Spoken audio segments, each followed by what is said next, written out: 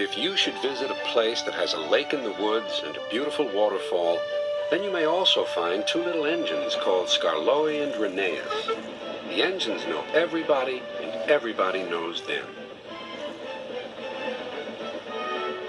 There are two more engines, Sir Handel and Peter Sam.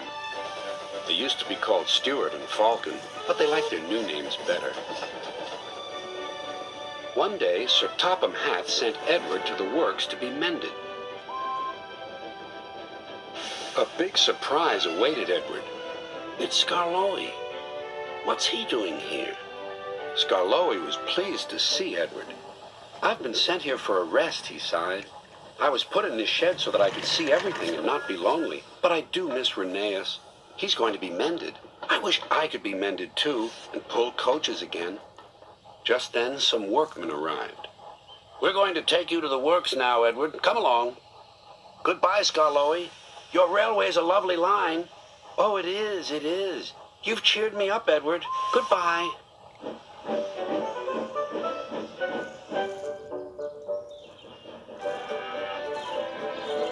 Meanwhile, Sir Handel was having trouble with some coaches. He tried to be kind, but the coaches didn't trust him. They were awkward and rude. There was worse to come. Some careless sheep had strayed onto the line. "He's bumped us," screamed the coaches. "Let's get back at him." They surged into Sir Handel and pushed him off the rails. No one was hurt, but Sir Handel limped sadly to the shed. "No more work for you today," said his driver. "How are we going to pull the visitors' train without an engine?" "What about me, sir?"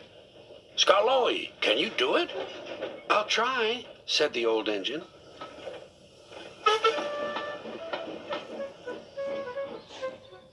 The coaches stood at the platform. "I'm ashamed of you," scolded Skarloey. "You might have hurt your passengers." The coaches quivered. "We're sorry, Skarloey."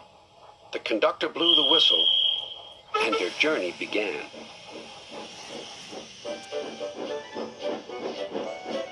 Skarloey remembered all the gates and stiles where he had to stop.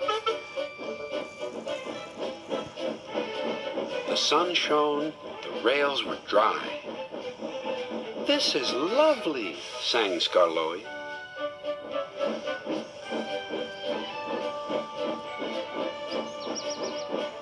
Presently, the line grew steep. Skarloey felt short of steam. "Take your time," soothed his driver.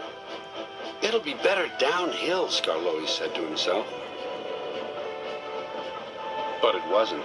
His springs were weak, and the rail joints jarred his wheels. At last, a spring gave way. "I feel all crooked," cried Skarloey. "We'll need a bus now for our passengers," sighed his driver. "No," pleaded Skarloey. "I'll get them to the station or burst." James was waiting at the platform. Clanging and clanking, Skarloey steamed in. "I'll do it! I'll do it! I've done it!" James collected his passengers and respectfully puffed away.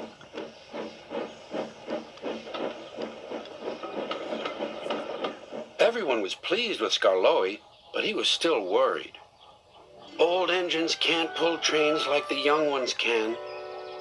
"They can if they're mended, Old Faithful," smiled his driver. "And that's what's going to happen to you." "You deserve it."